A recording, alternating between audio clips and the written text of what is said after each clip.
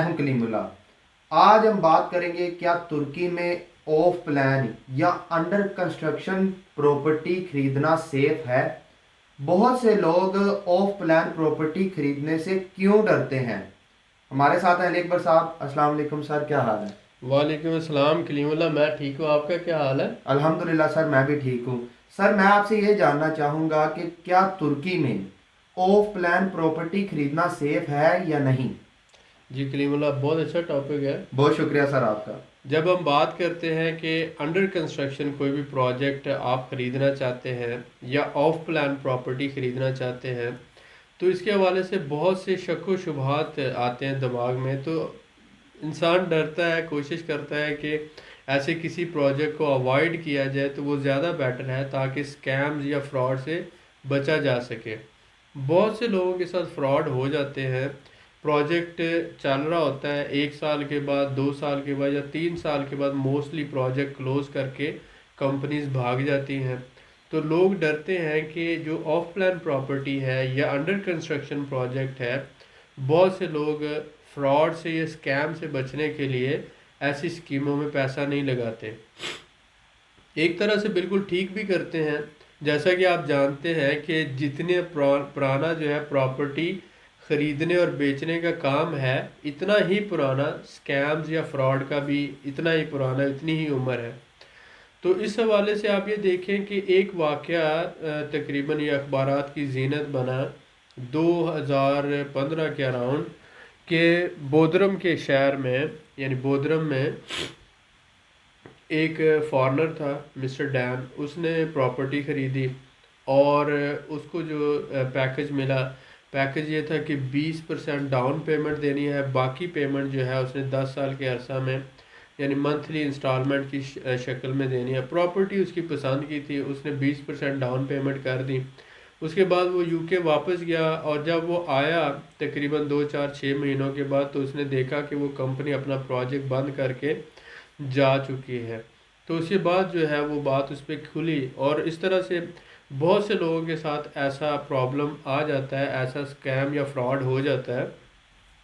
अब इस तरह के स्कैम या फ्रॉड से बचना कैसे चाहिए, तो ये सबसे अहम बात होती है। पहली बात तो ये है कि आप जब इस तरह की अंडर कंस्ट्रक्शन प्रोजेक्ट ले रहे हैं या इस तरह की ऑफ प्लान प्रॉपर्टी ले रहे हैं, तो आपको चाहिए कि आप ऐसी कंपनीज से लें जिनकी मार्केट रेपुटेशन बहुत अच्छी है, जो ऑलरेडी मल्टीपल प्रोजेक्ट्स मुकम्मल कर चुके हैं और अब वो नया प्रोजेक्ट कर रहे हैं और लोगों के उनके बारे में रिव्यूज़ बहुत अच्छे हैं। उसके साथ साथ जो है वेल डेवलप्ड और अच्छी रेपुटेशन वाली कंपनीज जो हैं, उन्हीं से आप बाय करें। साथ ही साथ ऐसे बहुत सी कंपनीज हैं जो गवर्नमेंट स्पॉन्सर्ड होती हैं, जिन्हें गवर्नमेंट फंडिंग दे रही होती है सस्ते घर बनाने के लिए और आगे लोगों को देने के लिए। तो आप ऐसी कंपनीज को भी देख सकते हैं कि गवर्नमेंट ज़ाहिर है डेफिनेटली जिस कंपनी के साथ काम कर रही है उसकी रेपुटेशन भी अच्छी होगी और बैक पे गवर्नमेंट की सपोर्ट भी होगी। तो इसलिए अच्छी रेपुटेशन वाली वेल इस्टेब्लिश्ड और मल्टीपल प्रोजेक्ट जो ऑलरेडी कंप्लीट कर चुकी हैं, ऐसी कंपनी से आपको घर ख़रीदना चाहिए। अब बात ये आ जाती है कि जब हमने प्रॉपर्टी लेना होती है, अंडर कंस्ट्रक्शन प्रॉपर्टी लेने का फ़ायदा क्या होता है। आपको मार्केट वैल्यू से तकरीबन 20% सस्ती प्रॉपर्टी मिल जाती है। पेमेंट आप इंस्टॉलमेंट में करने की आपको सहूलत होती है। आप 2 साल में, 5 साल में, इसी तरह से यानी 2 साल, 3 साल और 5 साल के डिफरेंट प्लान होते हैं, जो विदाउट आप एक्स्ट्रा पेमेंट के या सूद के बगैर आप जो है या परसेंटेज के बगैर आप पेमेंट कर सकते हैं। तो ये इस तरह के डिफरेंट सहूलतों की वजह से बहुत से लोग जो एक ही दफ़ा कैश पेमेंट नहीं दे सकते, इंस्टॉलमेंट में पेमेंट दे सकते हैं, उनके लिए ये एक अच्छी ऑप्शन होती है और वो लोग डेफिनेटली इससे फ़ायदा उठा सकते हैं। तो आप भी इस चीज़ को मद्देनज़र रखते हुए अवॉइड कर सकते हैं और अच्छी रेपुटेशन वाली कंपनीज जो हैं उनको चूज़ करते हुए आप ऑफ प्लान प्रॉपर्टीज़ या आप जिसे कह सकते हैं अंडर कंस्ट्रक्शन प्रोजेक्ट्स, ये आप ले सकते हैं। जी सर, माशाल्लाह, बहुत शुक्रिया सर आपका। जी सर मैं आपसे यही जानना चाहूँगा, क्या ऑफ प्लान प्रॉपर्टी जो है वो खरीदने का कोई फ़ायदा है। जी, जैसा कि मैंने एक्सप्लेन किया कि आप जब ऑफ प्लान प्रॉपर्टी ख़रीदते हैं या अंडर कंस्ट्रक्शन कोई प्रोजेक्ट लेते हैं, जी सर। तो मार्केट वैल्यू से 20 से 30% जो है वो कम कीमत पे आपको अवेलेबल होता है। जी सर। अभी क्योंकि प्रोजेक्ट अभी कंप्लीट नहीं हुआ होता, और उस हिसाब से जो है ये कंप्लीट, जैसे प्रोजेक्ट कंप्लीट होने के पास आता है, मसलन 1 साल में सपोज एक प्रोजेक्ट की टोटल लाइफ है 3 साल जी या सर। 4 साल, तो जब वो कंप्लीट होने वाला होता है तो मोर देन 80% वो सेल हो चुका होता है। तो प्राइसेस उस वक्त 20 से 30% तक प्राइसेस बढ़ चुकी होती हैं। तो अगर आप उस वक्त सेल भी करना चाहें तो आप 30% मुनाफे पे सेल कर सकते हैं। जी सर, तो बिल्कुल ठीक हो हमेशा गया। ये होता है कि आपको मार्केट से सस्ती यानी अंडर वैल्यू प्रॉपर्टी मिल रही होती है और आप इंस्टॉलमेंट में पेमेंट कर रहे होते हैं। तो इस वजह से मार्केट से सस्ती होने की वजह से आपको हमेशा ये फ़ायदे में रह जाता है। जी सर, बिल्कुल ठीक हो गया, बहुत शुक्रिया। सर मैं आपसे ये जानना चाहूँगा कि इस्तांबुल और तुर्की की जो नॉर्मल प्रॉपर्टीज़ हैं वो सालाना कितनी परसेंटेज उनकी जो है वो बढ़ी है? नॉर्मल जो प्रॉपर्टी ग्रोथ रेट है जो प्राइसेस में तकरीबन 15 से 20% एनुअल के हिसाब से बढ़ता है। जी सर। कम से कम 10% है, यानी 10-12% मिनिमम है मुख्तलिफ शहरों में मुख्तलिफ, तो लेकिन 10% से 20% की रेंज में डिपेंड करता है प्रोजेक्ट जो है किस एरिया में है, और उसकी प्रोजेक्ट के अंदर कौन सी सहूलियात हैं, और फिर आगे बाइंग पावर और ओवरऑल। लेकिन 15 से 20% एनुअल ग्रोथ रेट जो है वो कंसिडर किया जाता है। जी सर, बिल्कुल ठीक हो गया। सर अगर कोई हमारा भाई इंस्टॉलमेंट में प्रॉपर्टी लेता है तो पेमेंट प्लान उसका क्या होता है? कितने सालों में उसकी किस्तें क्लियर की जाती हैं? नॉर्मली आप ये होता है कि मुख्तलिफ कंपनीज जो हैं वो मुख्तलिफ सहूलतें दे रही होती हैं। ये 2 साल से 3 साल और 5 साल डिफरेंट प्रोजेक्ट्स हैं, और इसमें भी फिर वो आगे आ जाता है कि अगर आप डाउन पेमेंट 50% करते हैं तो आपके लिए जो बाकी इंस्टॉलमेंट है आप 2 साल में दे दें, तो वो विदाउट आप कह लें कि इंटरेस्ट के बगैर या परसेंटेज के बगैर। इसी तरह से अगर आप 30% पेमेंट करते हैं तो आप बाकी जो है वो कर लेते हैं। सम टाइम वो डिपेंड करता है कि 1.5 साल का अरसा या 18 महीनों का, और 20% जो आ जाता है, तो 20% मिनिमम है। कम से कम आपने 20% डाउन पेमेंट करना होती है, फिर 30% की ऑप्शन है, फिर इसी तरह से 50% की ऑप्शन है। जी सर, ठीक हो और गया। ये 2 साल 3 साल और 5 साल तक चला जाता है विदाउट, जिसे हम कहते हैं मुख्तलिफ कंपनीज मुख्तलिफ जो है वो ऑफर्स दे रही होती हैं, तो विदाउट इंटरेस्ट या परसेंटेज के 5 साल तक जो है इन कंपनी क्रेडिट इंस्टॉलमेंट पे आप ले सकते हैं। जी सर, बिल्कुल ठीक हो गया, बहुत शुक्रिया। सर जैसा कि आपने जिक्र किया कि मुख्तलिफ जो कंपनियां हैं वो ऑफर्स दे रही होती हैं, जी जी। तो मैं आपसे ये जानना चाहूँगा कि कौन सी डेवलपर कंपनीज से प्रॉपर्टी खरीदनी चाहिए हमारे भाइयों को? ये एक बहुत अच्छा सवाल है। बहुत शुक्रिया सर आपका। आप जब भी मार्केट में प्रॉपर्टी ख़रीदना चाहते हैं तो आपने ये कोशिश करना होती है कि ऐसी डेवलपर कंपनी जो पिछले 5-10 साल से प्रॉपर्टी फील्ड में है और जो मल्टीपल प्रोजेक्ट 1 2 3 4 प्रोजेक्ट मुकम्मल कर चुकी है और उसके बाद लोगों को हैंड ओवर कर चुकी है, मार्केट में उसकी रेपुटेशन अच्छी है और गवर्नमेंट के साथ भी प्रॉपर रजिस्टर्ड है, और एक अच्छी डेवलपर अच्छी रेपुटेशन वाली कंपनी है, डेवलपर कंपनी है, तो उसी से आप प्रोजेक्ट लें। बहुत सी कंपनीज ऐसे होती हैं जो मार्केट में नई नई आती हैं और ऐसी जो ऑफर्स कर रही होती हैं जिनको वो एक्चुअली पूरा नहीं कर सकते। वो सिर्फ आपसे डाउन पेमेंट लेते हैं और उसके बाद जो एक्चुअल वो ऑफ़र दे रहे होते हैं उनको पूरा करने की उनके अंदर कैपेसिटी नहीं होती या उनके अंदर वो पोटेंशियल नहीं होता। तो बाद में वो बहुत से लोगों का डाउन पेमेंट लेकर वो भाग जाती हैं, तो इस तरह से बहुत से लोगों का लॉस हो जाता है। तो आप ऐसी बहुत सी मीठी और बहुत सी अच्छी ऑफर्स को कबूल ना किया करें, क्योंकि ये रेपुटेशन जो है वो कंपनी की बहुत अहम है। एक नई कंपनी आती है, वो बड़ी बड़ी ऑफर्स करती है, लेकिन वो बड़ी बड़ी जो ऑफर्स कर रही है वो सुनने को तो बहुत अच्छी लगती हैं, लेकिन उस कंपनी में उन बड़ी ऑफर्स को पूरा करने की कैपेसिटी नहीं होती, पोटेंशियल नहीं होता। वो लोगों की डाउन पेमेंट्स लेते हैं और उसके बाद मार्केट से गायब हो जाते हैं। लोग उनके बाद में उनके ऊपर आप मुकदमा करते रहे या फॉलो अप करते रहे, वो बात के मामलात हैं, लेकिन आपके साथ तो स्कैम हो गया, फ्रॉड हो गया। इसलिए किसी भी कंपनी की बड़ी बड़ी और बहुत ही अच्छी ऑफर्स के पीछे ना जाएं, बल्कि ये देखें कि उस मार्केट में उस कंपनी की रेपुटेशन क्या है, कितने अरसे में 5 साल 10 साल या 15 साल से ये प्रॉपर्टी लाइन में है, क्या वो गवर्नमेंट के इदारों के साथ काम कर चुकी है या पहले उसने कौन से प्रोजेक्ट कंप्लीट किए हैं और लोगों की उसके बारे में राय क्या है, और उसके बाद आप सोच समझ कर इन्वेस्टमेंट करें, ना कि आप अच्छी और खूबसूरत ऑफर्स को देखकर आप भी पेमेंट दे दें और बाद में अपना लॉस करवा बैठें।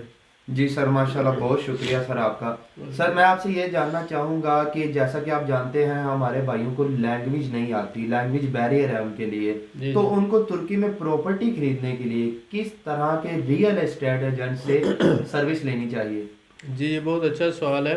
बहुत शुक्रिया कोई सर। भी रियल एस्टेट एजेंट जो है वो गवर्नमेंट की तरफ से अगर तो लाइसेंस्ड है। जी सर। सबसे पहली बात कि उसका एक नॉर्मल प्रॉपर ऑफिस है जहाँ वो बैठता है, और दूसरा उसके पास गवर्नमेंट का दिया हुआ लाइसेंस है, जी और सर। तीसरा वो 5-10 साल से प्रॉपर्टी लाइन में है, टर्किश लैंग्वेज को समझता है, बोलता है। तो जितने भी टर्किश शहरी हैं डेफिनेटली, अगर कोई भी ऐसा टर्किश शहरी है, अगर आप कोई फॉरेनर से सर्विस लेते हैं तो या तो उसका एम्प्लॉय होगा या टर्किश शहरी खुद होगा, तो उसको लैंग्वेज आनी चाहिए जी ताकि वो सर। मालिक मकान के साथ निगोशिएट कर सके। उसके बाद से गवर्नमेंट का दिया हुआ लाइसेंस होना चाहिए प्रॉपर्टी रियल एस्टेट एजेंट का, और उसका नॉर्मल एक ऑफिस होना चाहिए, और मार्केट में उसकी अच्छी रेपुटेशन होनी चाहिए। सही हो गया सर। ये सारी चीज़ें आप देखें, उसके बाद आप उस रियल एस्टेट एजेंट से सर्विस लें, तो मेरे ख्याल में ये ज़्यादा सिक्योर और अच्छी बात। जी सर, बिल्कुल ऐसा ही है, बहुत शुक्रिया। सर मैं आपसे जानना चाहूँगा कि ऑफ प्लान प्रॉपर्टी बेचने का डेवलपर कंपनी को क्या फ़ायदा होता है, और जो हमारा भाई प्रॉपर्टी खरीद रहा है उसको क्या फ़ायदा है? देखें ये बहुत अच्छा सवाल है। बहुत शुक्रिया सर। जब आप कहते हैं कि कोई भी कंपनी प्रोजेक्ट के लिए फाइनेंसिंग कैसे हासिल करती है, कुछ पैसा तो बैंक फाइनेंस करते हैं, और कुछ जब वो प्रॉपर्टी ऑफर करती है कंपनी, तो वो फिर जो बायर्स होते हैं उनसे वो कलेक्ट करती है। तो एक तो डाउन पेमेंट की सूरत में फंडिंग और फाइनेंसिंग मिलती है कंपनी को अपना प्रोजेक्ट मुकम्मल करने के लिए। जी सर। जो भी मसलन आपने या मैंने घर खरीदा, मैंने 20% 30% डाउन पेमेंट दी, और साथ ही साथ मैं हर महीने किस्तें भी दे रहा हूँ। तो वो जो हर महीने किस्तें दे रहा हूँ और साथ में मैंने डाउन पेमेंट दी, ये कंपनी को जा रहा है फंडिंग की सूरत में, जी सर। फाइनेंसिंग की सूरत में, और इससे वो कंपनी को अपना प्रोजेक्ट कंप्लीट करने में आसानी होती है। तो कोई भी कंपनी प्रोजेक्ट शुरू करती है उसके पास 20 या 30% फाइनेंसिंग होती है, बैंक से फाइनेंसिंग लेते हैं, तो उसके बाद प्रोजेक्ट शुरू करके वो ऑफर कर देते हैं बिल्कुल कि ठीक हो हम गया दो सर। साल में 3 साल में या 5 साल में ये प्रोजेक्ट, या 3 साल में ये कंप्लीट करके हैंड ओवर करेंगे। तो इसमें ये सहूलियात होंगी, ऐसा होगा ताकि लोग वहाँ पर बाय करें, और बाय करने के बाद पेमेंट्स दें, और उससे वो कंपनी अपना प्रोजेक्ट मुकम्मल करे। ठीक हो तो गया सर। कंपनी को उससे फाइनेंसिंग और फंडिंग मिलती है, और दूसरा ये कि मुनाफे के साथ वो प्रॉपर्टी सेल कर सकती है।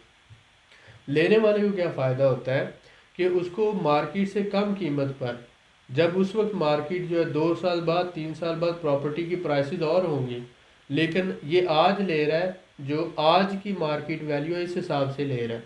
सही हो गया तो सर। आज की मार्केट वैल्यू सपोज ये है कि 1000 स्क्वायर मीटर है, तो 3 साल बाद हो सकता है 1500 स्क्वायर मीटर हो, तो आप आज के हिसाब से पेमेंट कर रहे हो, लेकिन आपको प्रॉपर्टी जो है वो 3 साल बाद मिलेगी।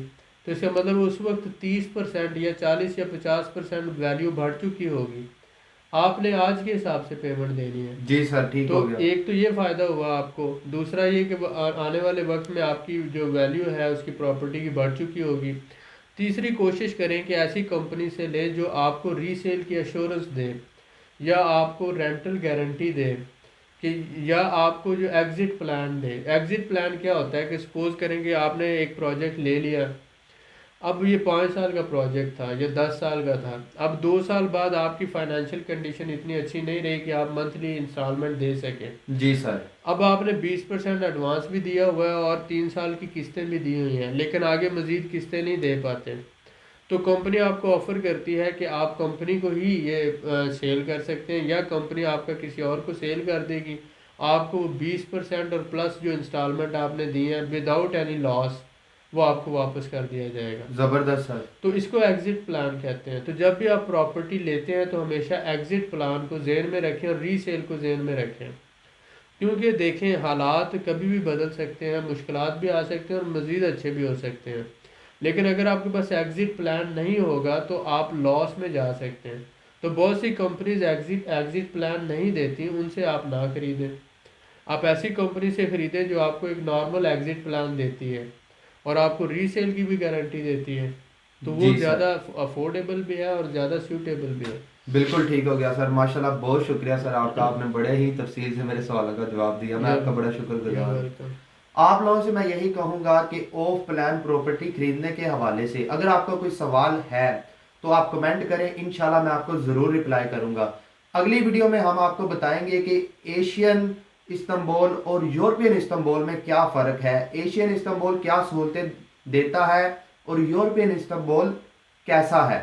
मज़ीद मालूमात के लिए हमारे चैनल को सब्सक्राइब करें, वीडियो को लाइक करें और शेयर करें, बेल आइकन को ज़रूर प्रेस करें ताकि अगली वीडियो आपको मिल सके। अल्लाह हाफिज़।